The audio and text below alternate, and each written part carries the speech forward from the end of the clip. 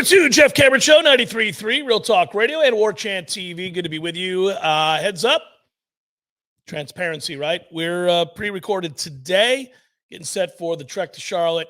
The week gets a little weird. We got a pod only tomorrow, and I'm back on the air live Tuesday. Monday, we are in Charlotte doing interviews and the like, so can't do a live show that day, but we'll be back with you on Tuesday. So just to catch you up, that's what's going on. Think about it this way, guys. It's the calm before the storm. That's what this is. It's the calm before the storm, because the next time we're on the air together live on the radio is the day before Florida State starts officially the 2024 season and the first practice of the year for this team. And it's exciting to think about. It's exciting to kind of document this, talk about this, and see how this plays out. I was looking at win totals. There are a lot of different places that have them right now. I would point to something interesting here. Let me pull this up for you, Tom. I had this. So you can look at these different power rankings. You can look at schedule strength. You can look at percentage chance win. All these. DraftKings also has their totals out. And I pulled up, and we've gone over this before, but it's worth noting again today. For the ACC, 9.5 for Florida State, 9.5 for Clemson. DraftKings wins at 9 for Miami of Florida, 8.5 for Louisville, and 8 for SMU, and 8.5 and 8 for NC State, Virginia Tech, respectively. So look how bottlenecked that is. Within a half game, within one or a half game are 1, 2, 3, 4, 5, 6 teams. Seven teams, Tom. So it's interesting to me because Miami, when these numbers first came out, was 9.5, just like Clemson and Florida State. So whatever action from the public came in moved it down. I would have thought it would move the other way. I thought it would move to 10, because I feel like 10 is a tougher number to figure out with Miami's schedule being so favorable. They've got 3 or 4 tough games at most, and I think I'm stretching the envelope there a little bit to say that they've got 3 or 4 really tough games. What's different here, this goes into our ACC power rankings discussion from yesterday when we were asked top 5 teams in the ACC. I think a lot of those losses for a Louisville will come from the conference side of things, not the non-conference part of the schedule. For Florida State, there's a chance you lose one out-of-conference game to Notre Dame, and then maybe one to Memphis. Like if you're trying to find a way to get down to 10-2 or 9-3 for Florida State, you might dip out of conference twice.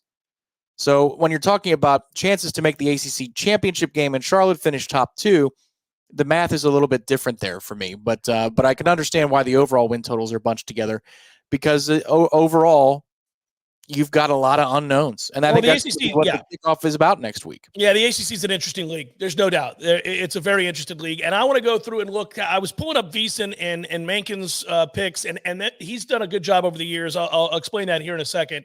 I'll go through projected conference wins. They also have every game, and he's devised, now this is his specific, point spreads for every game that Florida State plays, Tom. We can go through that, and I think it's actually worth our time. It's fascinating. So let me go ahead and explain this for a second. Steve Mencken he's produced standings for college footballs, every conference, win totals for every team, lines for every game based on updated power rankings, and the guy's been doing it forever and ever and ever out in Las Vegas. And he produces a weekly newsletter. I've used it and referenced it before on the show because I think he does a really good job. He does golf picks. He does everything. I mean, this is one of our guys, right? This is a guy like where you'd be excited to hang out with and belly up to the bar with, Tom. He's a guy that you could watch in Vegas. That's circa all those televisions. You're like, well, I got this, I've got this over here. Oh, by the way, a little table tennis over there. And as an aside, I'll tell you something. I won money on table tennis last night, buddy. What? Yeah. I've got a system I'm developing. Oh, dear God. No, okay, so we're talking about college football numbers and conference win totals, and then you pivot to the left. I'm thinking about, okay, where's he going? Table tennis. Why? I'm not going to table tennis. I just want you to know that I won money on table tennis last night. And I think I've got a system now that's I'll reveal it next week. You guys like to know that I reveal the ATMs when I can find them, right? That's what I do. But I don't want to suggest anything just yet until I've got affirmation. Please tell me it's a third-party source and you're not doing power rankings and ratings for table tennis. No power rankings, but I have begun to learn who's what. Oh, God. In the table tennis circuit, Tom. It's no different than if you paid attention to tennis. It's just table tennis. It's ping pong, and so it's a lesser than in our minds, but you're good at it or you're not. It's like you knew in his prime that Andre Agassi was great, and you could bet on him. Well, what if I happen to know that Nikolai Shishusky is the best table tennis player in the world, and he's at minus 110? Shishusky. I made the name up, but what I'm saying is there are guys. You could have fooled me. I'm like, does he have a silent K the way that Coach K does? Shashevsky, Shishusky? No, but there are guys. I'll just put it this way. The system is currently based on parlays with favorites, heavy favorites in mass. There aren't a lot of upsets into the table tennis world, Tom. Okay. Not a lot of upsets. It's not like betting a baseball team at minus 210. You wouldn't do it because it's baseball. But you get a few of these guys in the table tennis world that are heavily favored to stomp somebody. They typically do. They will stomp somebody. Okay. Fair enough. I'll note that it's a favorite. If it's like tennis, then it's the same thing as tennis. You just don't have a whole lot of upsets in regular tennis. So there's win totals and lines for every single game. Pick a game on BYU's schedule. I'll do it for you, Tom. What do you think BYU is an underdog of? What's the number when they play at SMU? At SMU? Good game. 6.5. This is how good people think SMU is. Double digits, Tom. SMU is favored by 2 touchdowns. I've got no frame of reference on BYU. It might be a down year for BYU. Could be. You curious probably about what that line is? Mankinen's line for Florida State and Cal, for example? 18.5. Good guess. 16.5. Okay. All right. I like the Noles. Lay him laugh. Lay it down. But you can go through, and it's just kind of fun. I did this, and I went straight to Florida State. I wanted to see what Mankinen had adjusted with power rankings and all the other stuff for every one of our games. And I'll go through them right now, rapid fire, and we'll see how many of these, count how many of these you agree with or disagree with, and then we'll talk about them. Florida State, he has as a 14.5-point favorite against Georgia Tech out at Aviva. It's a little rich. I'd like 13.5, a whole lot more. I know. He's got us favored by 21 over Boston College. He's got us favored by 18 over Memphis. Wow.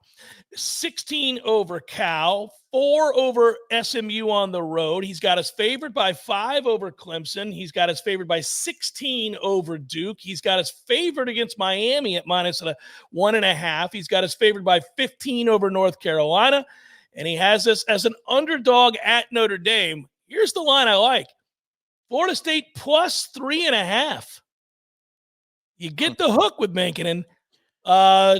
Charleston Southern, he's got us favored by over 50, and he's got us favored against Florida by 10.5. So he likes the Noles clearly to go 11-1. He likes us a lot. He hates Memphis. That's what's stunning to me. I even put up in the video side of it, like the timeout sign. Wait a minute. Yeah. So you're here to tell me that we're favored over Memphis by more than we are over Cal? Yep. We're favored over Memphis by more than we're favored over Duke or North Carolina? Yes. He's not a believer in Memphis. No, in no way, shape, form, or fashion is this guy a believer in Memphis. I find that fascinating. Just because their offense, I mean, if you have a score fest, you can win comfortably by 13, but it's not 18, it's 13. Well, let me tell you something about making it, and this is why I wanted to bring it up, because this is why it's a more fun conversation than just whatever the line might be, right? This is his line. This is based on power rankings and everything else that he has. He will tell you that he's looking at lines of scrimmage. and he stares down lines of scrimmage, and he's got the teams that he thinks can block somebody, and those that can't block somebody, he's going to he doesn't believe Memphis can block Florida State. And that could be true. That could very well be true. And I tend to think that, listen, when we look at Memphis, we know that they can score, but I think Florida State's strength is going to be on defense this year. Yeah. And if Memphis can't block them, this game becomes a rout. Sure. Okay. That's fair. And if he posted a total, I don't know if he has next to those games. No. But that helps you paint a picture of the game. Sure. So he may have it 42-21. Right. Exactly. It's a lopsided win, and it's not crazy. And they score a little bit, 35-17, they score a little bit. Yeah, and there you are right on your 18 number. That's fair. But I find that stunning relative to Duke, North, and Cal. Like that one, Cal. I feel like it's Arrested Development with Michael Cera's girlfriend. And Cal. You know what is weird with Cal, and I don't pretend to be an expert on Cal, but I wonder if what's baked into some of that is the fact that Cal went to Auburn a couple years back and had the lead late in the fourth quarter. I know Auburn's not any good, but it is still SEC talent.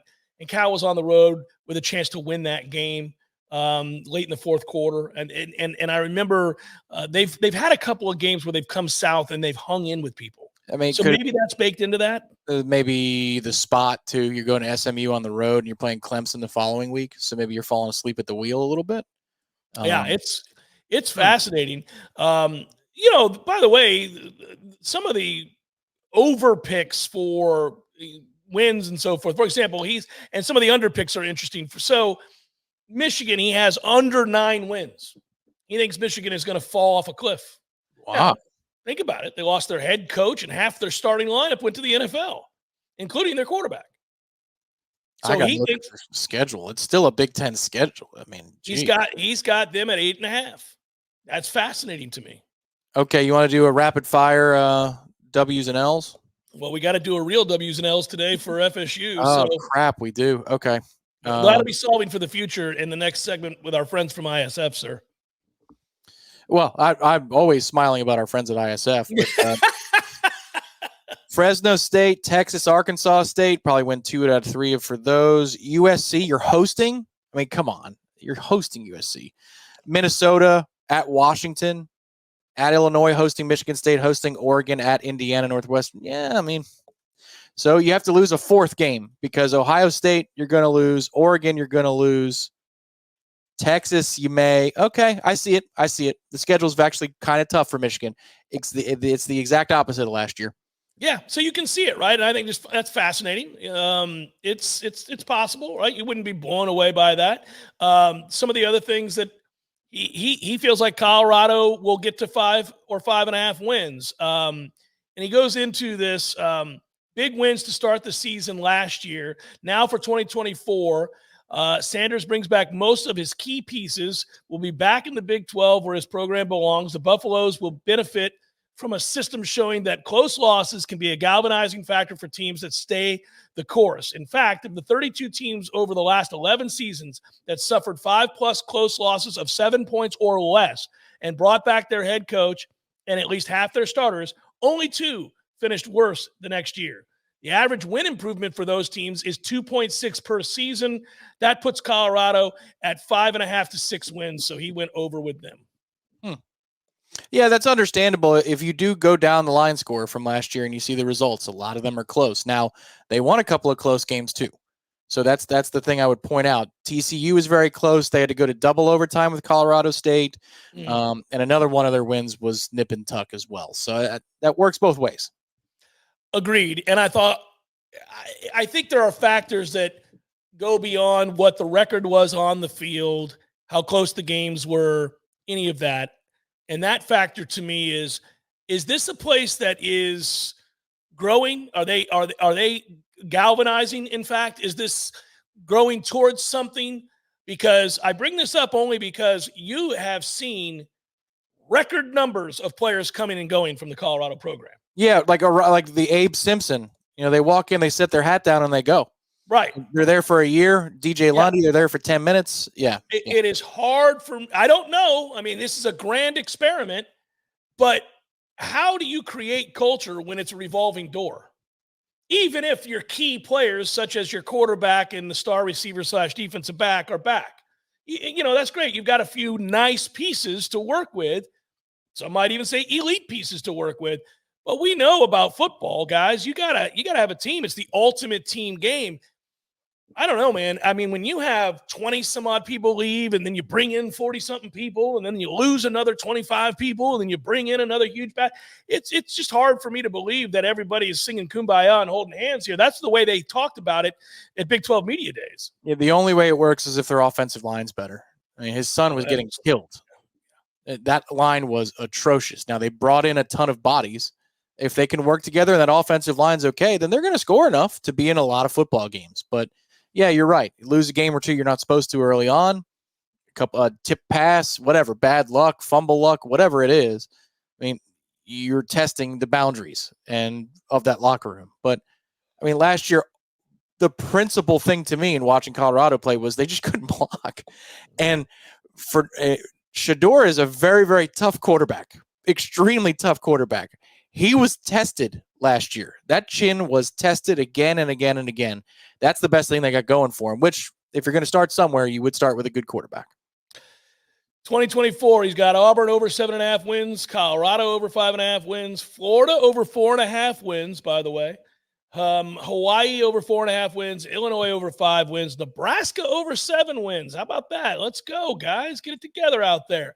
Oklahoma State, Gundy steady telling on himself at over 8 wins. SMU over 8 wins. Stanford in the ACC over 3.5 wins. Virginia Tech over 8 wins. How about Virginia Tech? So a bunch of ACC teams there to check in on. Kind of fun to look at. SMU, Stanford, Virginia Tech, all over. What was the number in our game? I don't know if you have those handy still with us, but the SMU number. Was it double digits on the road? Florida State, SMU, no, -4. Okay. So that makes it more understandable that it goes over there. Virginia Tech schedule is it's nicely laid out. Rapid fire. Vandy, Marshall, Old Dominion Vandy, Marshall, Old Dominion, Rutgers to start the season. Not bad. Right. Then they've got Miami. Okay, that's their tough one on the road at Miami. Looks like that is a Friday game. Interesting. Mm-hmm. Stanford, Boston College, Georgia Tech, Syracuse. Pretty easy schedule so far here, Tom. Clemson, hosting Clemson.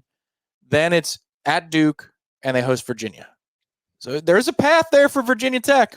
I think there's a good path there. This is why we talk about the bottleneck up top. I think there's going to be a lot of teams hovering between 8.5 and 10 wins. Don't let Virginia Tech beat Miami. At that point, they're going to go to Charlotte, I would think, if they beat Miami. Can we go back to the fact that he's got that Florida State SMU game as a 4-point game? I mean, buddy. I think that's correct. That they're going to be prepping for us for a month. Their first month is a joke. It is an absolute joke. They're going to be prepping for that game for a month, and that's the biggest game in program history in how long? You can tell me better than I can guess. 40 years? Oh, it's been a minute. You got to go back to before they had the hammer dropped on them with the death penalty. They haven't had a big game post-death penalty. There really hasn't been one that you could say definitively was a program changer. This would be a program changer. They're now reinvested. They're finally in a Power 4 conference. They are committed. Their billionaires are committed to SMU mattering. This would be a coming out party. They're literally, you could argue they're adding seats to the stadium currently because they play Florida State this year. Right. I mean, you can seriously. And they're going from 30-something thousand into the 40-something thousand capacity. They're trying to get bigger and bigger and bigger. I think they're only going to grow. There's huge money in that program. That was a good get for the ACC, to be honest with you. They're lucky the Big 12 didn't snatch them up because the Big 12 should have snatched them up. But for that deal? Oh, for free? Wow, absolutely. Yeah, I don't know why the Big 12 didn't do it. They should have done it. I mean, that would have been a good get for them. SMU is an up-and-coming program, and I believe SMU you know, if somehow we stayed stuck in the damn ACC, and let's hope we don't, I feel like they could be a thorn in our side. Not that we're going to like steady lose to SMU. I just think that would be a team each year. You'd be like, got to play well. Yeah, Got to sure. play well. Yeah. The right coach too goes in there. I mean, it's like Louisville. I find they're in the same class. Like Louisville, if everything is operating, dangerous. SMU, I would qualify as dangerous in the same way. Well, you like Rhett Lashley, so there you go. Yeah, and there it is, man. Right? He can call up. He can pick a ball play. He can pick a ball play now. I'm thankful Miami let him go. I'm thankful they should have elevated him. That you could bring your own guy back home, whatever. If you let that guy cook with Van Dyke instead of the crap that happened to that kid, they broke him. They broke him. Lashley and him worked well. You have a quarterback whisperer as a head man. That is an alternate timeline that I'm thankful we did not walk down. Now Miami may end up working out for them if they cash it in this season. But man, Lashley will be on a lot of short lists after this year is over for the big jobs. He may want to stay at SMU. They'll pay him a gobs of money. They will. Yeah. And he's got a chance to build something of his own, to be honest with you. I mean, he's got a direct path to the playoff if he can win the conference. So I don't know, maybe he sticks around. It would be interesting to see. Keep your ears and your nose looking good, guys. We got to trim this thing up. We can't have all this silliness.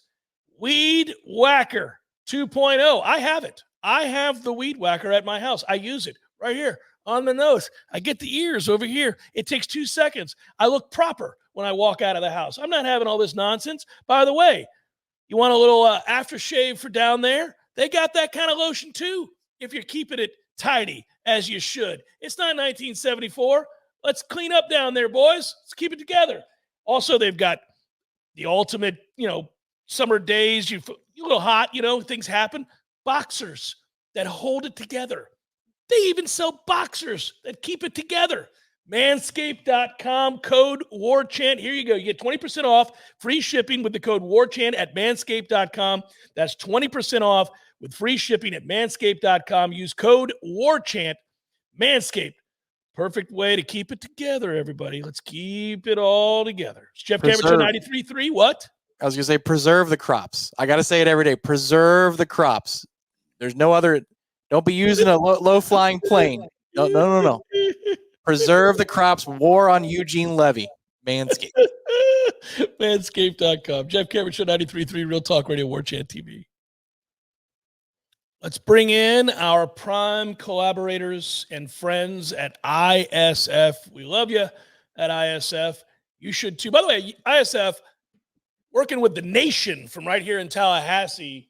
But you guys know I've talked about the things that they've done locally with the Department of Children and Families, did a feasibility study for them. They've worked with the Department of Health, figured out allocating analysis, all that stuff. They've done a lot of work with the second harvest of the Big Bend, which we really appreciate. The Florida Department of Health, where they did process innovation. They were able to, child care food programs. This is a good group. I mean, they're doing Florida, the Guardian ad litem. We've talked about that too. They've worked directly with them. 40 plus years they've been doing this. And I talk about them being collaborators because from what I've learned of their business and what they do, yes, they can streamline and modernize things.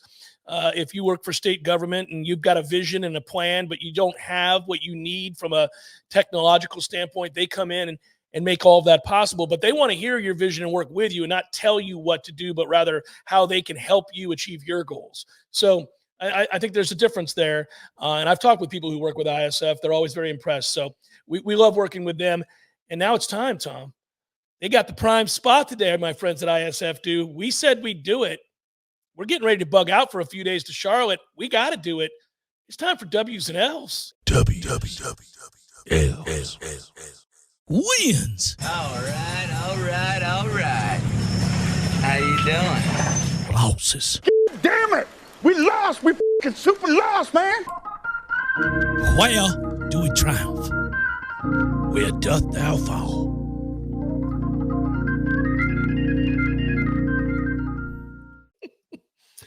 I can recall the day you and I recorded that in the studio. Yep. And just how much fun we were having about, like, we should do this. We should do this. Hey, let's get that clip from Tropic Thunder. All right, let's do that. And then I always like to do the preacher voice and have fun with it. So it was perfect. We had a blast. It's closing in on 10 years. I want to say it was 2015 that we did W's and L's for the first time. So it's almost with the sounder. Yeah, with the sounder. Yeah. Oh, you and Millar have been playing that game forever and a day. Yeah. W's and L's we've been doing for a very long time, but you're right. We had to do it with the sounder and we, because people always want us to do it. And then we were like, well, this gets a little stale. so we need to add a little something to it. Greg, if you're out there, I know that you're hot and bothered by this particular subject all the time. Our inbox would get 4 emails a week, W's and L's, mid-season, revisited, and then it would say the F word in all caps and exclamation points. Come on. Yeah. Okay, I've pulled up the schedule, and I'm ready. I'm as ready as I'm going to be. So here we go. August 24th, Dublin, Ireland, 5 p.m. ESPN, Eastern Standard Time, right? Noon Eastern. Noon Eastern, 5 in Dublin. Yeah, it's a happy hour game for us in Dublin. Georgia Tech. Win. And a nice one.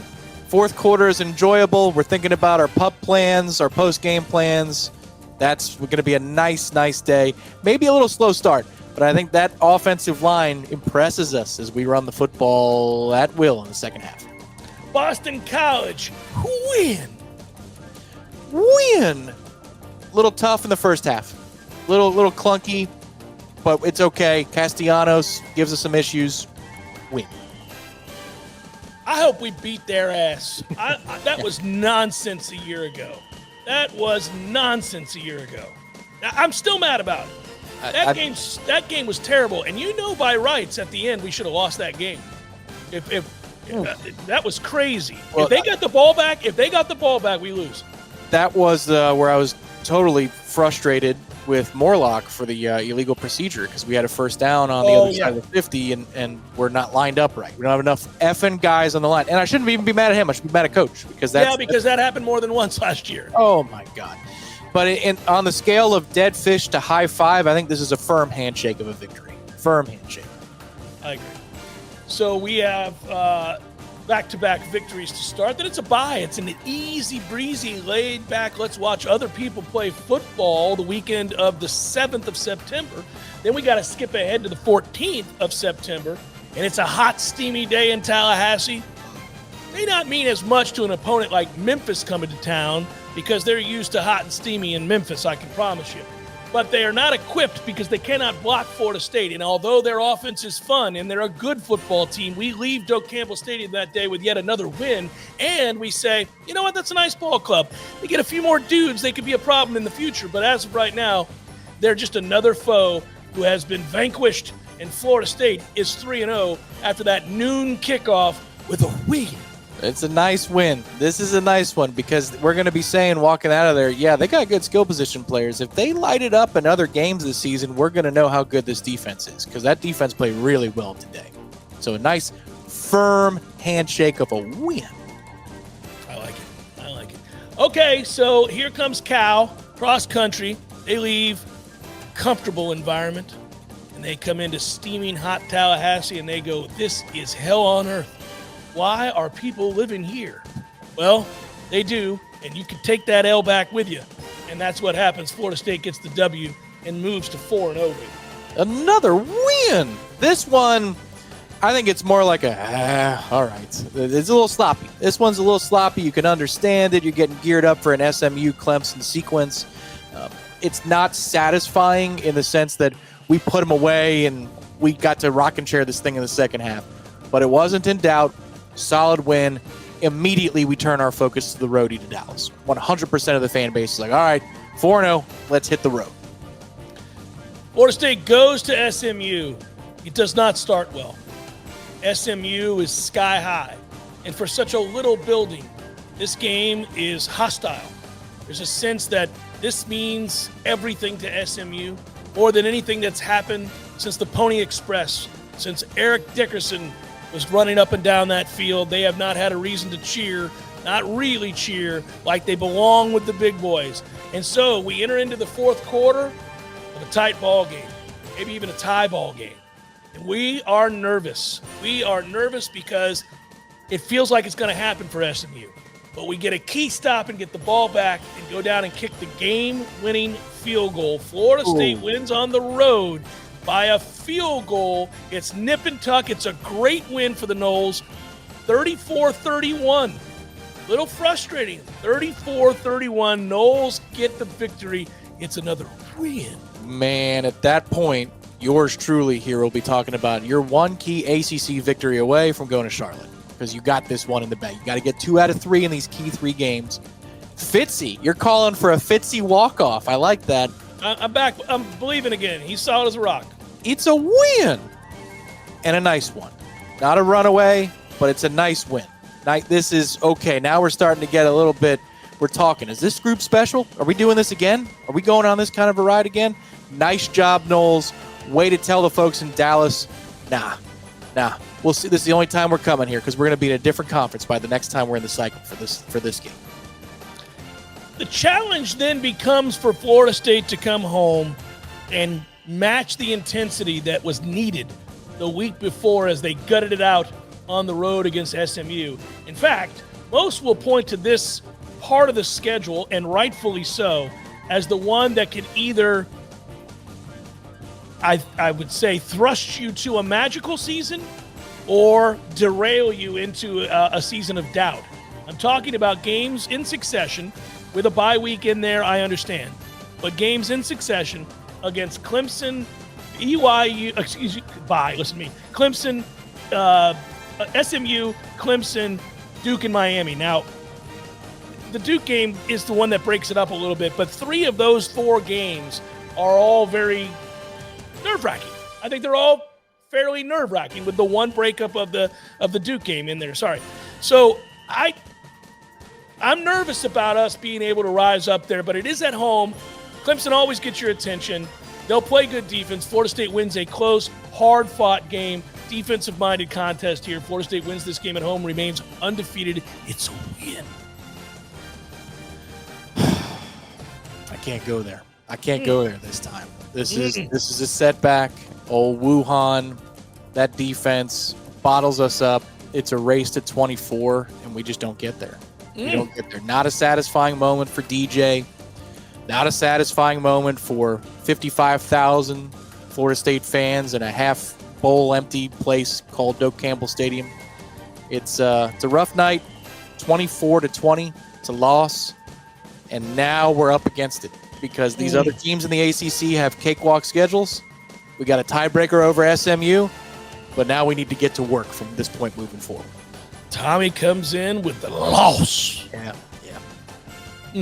All right, well, we lick our wounds bye week, follow it up with a Friday night game, and it's Duke. Without Elko, without Riley. Florida State beats Duke handily. 7 o'clock on ESPN2. Kind of a dicey first half in which we look a little disjointed off the bye. Run away with it in the second half. That's a win. I love it. 10-10 at the half, 31-10 final. Win. Solid. You're like, okay, all right, we have hit the valley, and now it's time to climb back up. That halftime was the moment where we're all asking ourselves, is this thing spiraling? The answer was no. No, sir. On the road, Florida State goes to Miami Gardens. A lot to look at in this football game, but what I'll look at is Miami's defensive line against Florida State's offensive line, and that is where the game will hinge. This is it. Florida State stumbles and loses to their rival. First loss of the season, and a frustrating one, as the Noles can never really get it started thanks to that Miami defensive line. I have it as a loss. That's unfortunate. Now, this is your first setback. I already have one. This is it, man. This is for Charlotte. You're not going to overlook North Carolina the next week in a hangover position between Miami and Notre Dame, but we all kind of know the drill here. That this is for the right to play for the ACC championship and have an automatic berth in the playoff. And Mike Norvell reminds Miami fans why they hate him on this night. Mike Norvell has something for him. There we go, Mike.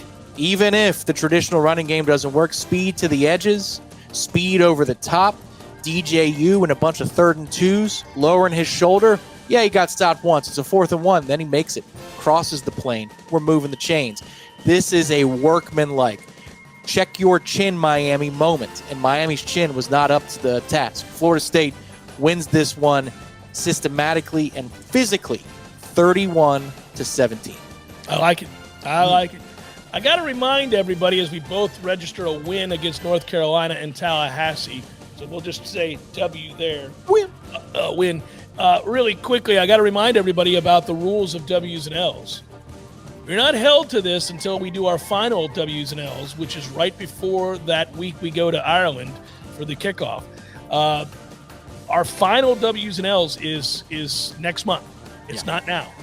Tom may have us beating Clemson the next time we reconvene and losing to North Carolina. Who knows? He may have us losing 4 times or winning every single game. You're allowed to be malleable when you do W's and L's in the summertime. That's what happens. Some days you wake up feeling a certain way. Other days you wake up feeling another way. So this is the way it works with W's and L's. Don't want any crazy. Jeff says for certain this is his final prediction on the season. No, I didn't. It's just a July W's and L's. No. We're having some fun. I am heading to Ireland very early. I'll be there on the 15th of August. So my guess is that week beforehand, we will have submitted our picks. Okay, I like it. Notre Dame on the road in South Bend. That is a night game. We already know that. 7:30 on NBC. It'll be a chilly one late in the year. Not freezing, but a little chilly as we are into November now. Florida State goes on the road, and they lose this football game to Notre Dame. It is their second loss of the season. Defense bottles up Florida State's offense. It's inconsistent, frustrating. Florida State falls in this one, 21-17. Shades of the ACC championship 1 December ago, where Florida State's offense is held down, but not as badly as Brock Glenn was, to the tune of 2.7 yards per pass or whatever the number was I cited earlier. Florida State's offense doesn't have a nice night. Notre Dame's offense has a worse night because, it's shades of the ACC championship where we're saying this defense has a different gear. This is something else. Florida State in a 1990 whatever throwback. I'm not talking about this series. I'm just talking about the score type. 20-10. Winners, huge potential get out of jail free card in their back pocket for an at-large bid. We got to think about those things. Now they're playing in Charlotte. Now they have a non-conference victory over Notre Dame. Very nice. In good position to make the playoffs at this point in November. My fear is that Riley Leonard remembers last year's game with Duke at Florida State and how hurt he was and frustrated he was. Now he's healthy. He's got a good defense. They're going to run the football, and he'll throw off a play action. They'll have some success, and he looks like a different player in this game. So that's my fear. I hope you're right. I hope he's bottled up for the second time in his career against Florida State. That would be ideal. It's a really fluid situation with the way I feel about this Notre Dame game. It kind of comes and goes. Tomorrow I might wake up and think we win by 30. Today I feel like we lose that game, unfortunately, in a low-scoring affair. Followed up with another bye week. Then we got a win against Charleston Southern, followed by a win against Florida in Tallahassee. You agree on both those, and I have Florida State finishing the regular season on today's W's and L's at 10-2. You have them at 11-1 with the home loss to Clemson only. Wrapping it up, been fun. Glad we could do it. Got to that W's and L's. I don't know how I feel about that W's and L's. I feel okay. 10-2 seems right from an odds standpoint. Don't like saying we're going to lose to Miami on the road and Notre Dame on the road, but I could see it. I also could interchange that with a win against Miami on the road and a loss at home to Clemson. I could see that. Don't want that to happen, but I could see it.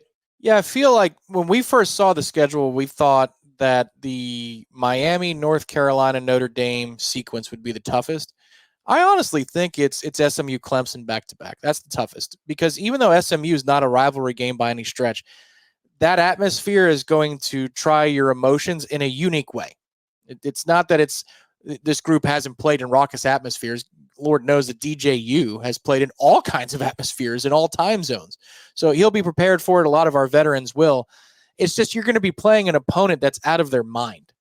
And that requires you to go to a bit of a different level. So then you're going to be a little bit extra tired by the time you come back and you play Clemson, who is going to be pissed off about last year. So I feel like that sequence is actually tougher than the 3-week sequence of Miami, North Carolina, Notre Dame.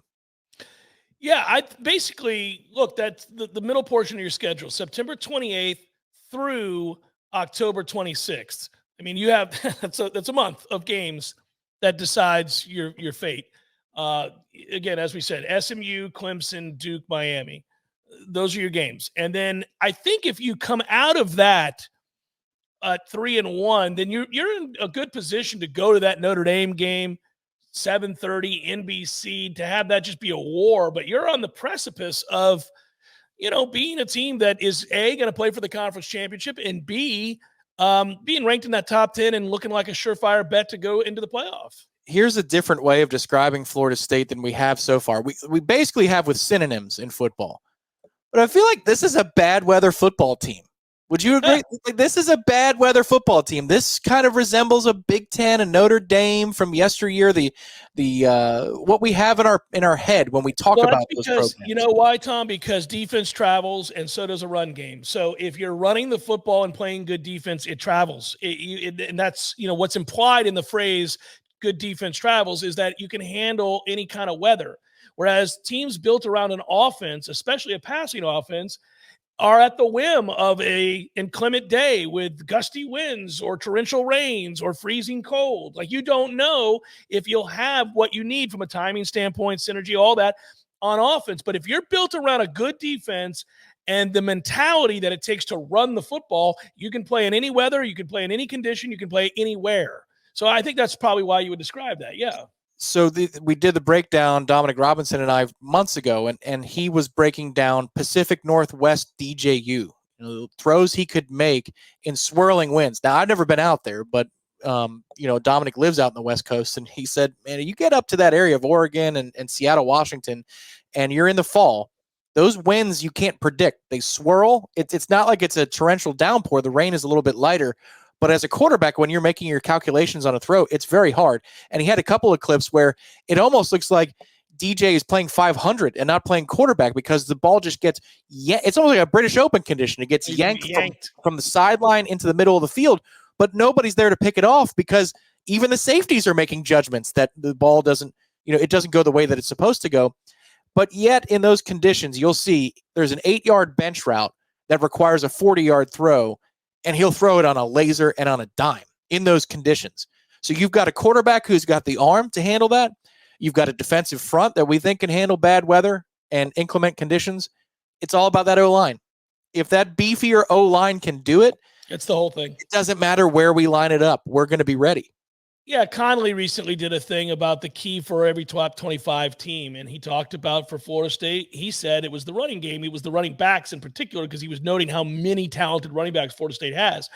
I would have taken issue with him and to say, I don't disagree with you that backfield is loaded, but any running game is predicated on your offensive line. So I would not have said your running backs. I would have said your offensive line. Now, a lot of people can say about any team that if the offensive line isn't good, they can't be great. Sure, some teams are better equipped, though, to deal with certain setbacks along the offensive line. This one would not be. This one needs to be able to protect. DJU is going to throw the ball deep if he's going to be effective. If you're going to take advantage of his skill set, it's going to be throwing the ball down the field. Well, those plays take a while to develop. So if this offensive line is struggling to pass protect, you got a problem. If they can't run the ball, then you're predictable and you don't set up the long throws later in the game. So you have a lot of issues that are all predicated on whether or not this offensive line takes a big step forward. And I think that that's the whole key to the season. And I think that, we want to believe, we tend to believe that it will be good, but we still got to see it. We still got to see it. So that's what I'm really excited to kind of watch and flesh out. It would be a miscalculation on the head coach's part if it's not. He doesn't heap hype on players or segment groups. Like, he just doesn't do that, and then it doesn't pan out. Jimbo used to do that stuff all the time. Oh, yeah. Like, he talked about James Blackman like he was supernatural before his first start. And then one of our offensive linemen did the same. And then he played against NC State, and we go, what? Yeah. What were you all talking? Because we couldn't see practice. Like, what are you all talking about? Mike truly believes in this O-line. And if it does live up to the billing like he's talking about, and you combine that, I'm just talking about toughness with Roydell, Keziah Holmes, Cam Davis, DJ. Oh, yeah. It gets fun fast. It does. If they can really – Atkins has got to kick these guys in the ass. This is what it's got to be this year. It's, guys, the season's on you. Let's go. And I'm going to talk to Darius about that when I get to Charlotte. Reminder as we sign off. Good job, Tom. I am off tomorrow. There will be pod material for you. Tom and I are going to sit down and do later. And then I'm off on Monday because I'll be in Charlotte conducting interviews with the players and coaches that we get on that day. And then we come back on Tuesday. That's for radio. YouTubers and pod, you're going to get content on Monday from Charlotte. So you will not be left alone on Monday. Yeah, that's for radioers. That is correct. All right, everybody. Have a great rest of your week and weekend. We'll talk to you soon. Peace.